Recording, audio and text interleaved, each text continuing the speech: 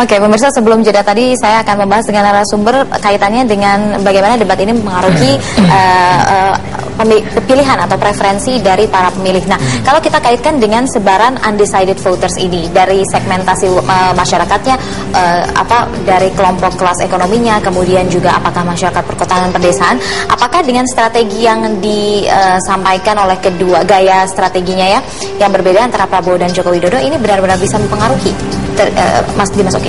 Ya, menurut saya pertama yang kita lihat memang undecided voters ini kan biasanya menurut saya kelas menengah ya. Jadi pada level urban, lalu kemudian itu bisa juga anak-anak muda, dan kita lihat jika Jokowi mampu tampil konstan seperti ini, bahkan maksudnya stabil dan bisa lebih meningkat lagi di 3 debat berikutnya, bukan tidak untuk kemungkinan jika ini stabil seperti ini maka Jokowi akan bisa memenangkan Pilpres ini. Kita lihat juga bahwa kemarin dengan kesederhanaan Jokowi yang tampilkan dan kejelasan apa kebijakan-kebijakan yang akan diambil, tidak retorik dan sederhana, justru di situ kekuatannya. Tadi disampaikan bahwa bagaimana kemudian kemampuan Jokowi untuk membangun jembatan antara gagasan-gagasan konkret yang dia tawarkan dengan ide-ide besar, menurut saya tidak perlu lagi, karena di situ kekuatan Jokowi berbeda dengan Prabowo memang yang kemudian dengan bicara tentang visi besar dan sebagainya, memang ada segmen dari masyarakat kita yang menginginkan seperti itu, ya seperti sosok seperti Prabowo. Tapi menurut saya mayoritas masyarakat sekarang terbukti bagaimana pilihan mereka ke Jokowi sekarang itu menginginkan sebuah sosok pemimpin yang mungkin tidak usah terlalu canggih dalam berpidato, lalu berbicara, berwacana, berorasi, tapi kemudian memang yang ditunggu adalah bagaimana bukti pada realisasi. Dan Jokowi itu dengan track record yang dia punya sebagai wali kota, sebagai gubernur, itu menunjukkan komitmen itu gitu. Jadi konsistensi dalam bertindak. Dan ini yang menurut saya menjadi persepsi masyarakat itu sangat kuat terhadap Jokowi dalam hal seperti itu. Jadi ketika Jokowi menyampaikan gagasan-gagasannya dalam debat presiden secara sederhana, secara simpel, itu juga tidak, menurut saya justru menambah kejatuh cintaan publik ya pada Jokowi. Jadi saya pikir itu bukan sebuah hal yang kemudian menjatuhkan Jokowi. Justru tidak potensinya karena kebutuhannya sekarang seperti itu. Betul, satu. Yang kedua karena memang rakyat itu menginginkan pemimpin yang sederhana, lalu kemudian juga jujur, dekat kepada masyarakat, dekat kepada rakyat, dan bertindak jelas dan tegas, bahwa memang ketegasan itu bisa terbaca tidak hanya di Prabowo tapi juga di Jokowi. Oke.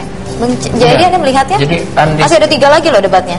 Iya betul. Jadi orang undecided ya, orang yang belum menentukan pilihan itu biasanya ada 2 jenis, yaitu jenis 1 dan jenis 2. Jenis pertama adalah bahwa bukan pilihan nomor 1, pilihan nomor 2 ini maksudnya ya. Oke. Jadi orang-orang pertama ini orang-orang yang biasanya seperti kata Mas Dimas bilang, rasional, cenderung dan dia tidak punya ikatan emosional atau ikatan lain yang ikatan emosional atau sosiologis tertentu kepada kandidat, itu tidak. Dia cenderung rasional, independen. Nah, ini orang yang cenderung akan undecided. Yang kedua, orang yang kurang informasi. Oke. Nah, kalau yang pertama itu cenderung berada di kelas menengah, orang-orang perkotaan segala macam yang punya informasi banyak. Yang kurang informasi itu bisa saja orang yang berada di desa. Bisa.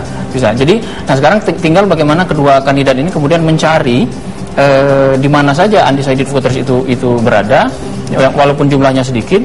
Kemudian dengan strategi komunikasi dalam debat yang baik, jadi begini maksud saya, harusnya dalam debat itu sudah target audiensnya ada fokus, ada pesan-pesan tertentu yang harus dia sampaikan kepada target audiens tertentu. Misalnya dia melihat ada sekelompok orang yang sangat peduli dengan soal outsourcing, ya, ada sekelompok buruh yang misalnya dia akan pilih orang yang akan menghapus outsourcing. Nah, kandidat harus tahu itu. Kalau dia tahu itu, dia akan sampaikan dalam debatnya, saya akan menghapus outsourcing. Tentu dibungkus dengan kalimat-kalimat lain sebelum itu. Ada juga orang yang misalnya peduli pada ya seperti itu, peduli pada bagaimana pokoknya dia anaknya kalau sekolah dia tidak perlu mikir-mikir lagi. Nah, itu yang ditekankan juga. Nah, yang itu yang belum terlalu kelihatan. Ada juga orang yang berpikir soal susah nih saya BBM-nya naik terus. Nah, harus ada juga ada orang yang peduli dengan itu. Segmen-segmen itu yang harus dicari.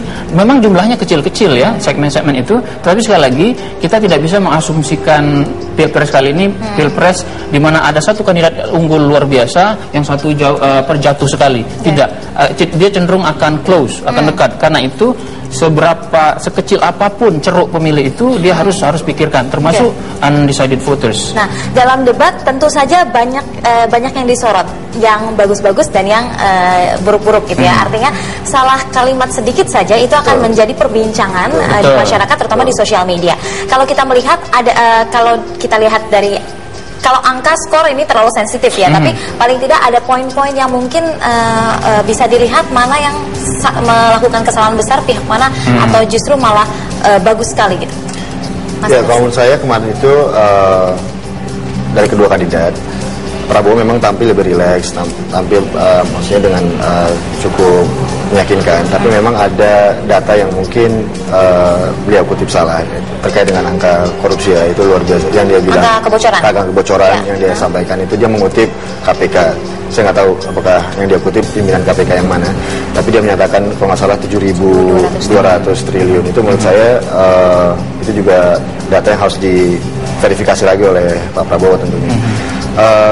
Cuma sesungguhnya ketika Prabowo juga menyatakan bahwa platform ekonomi, dia bilang kita selalu bicara tentang platform ekonomi yang baik, semuanya baik, tapi bagaimana mencapainya.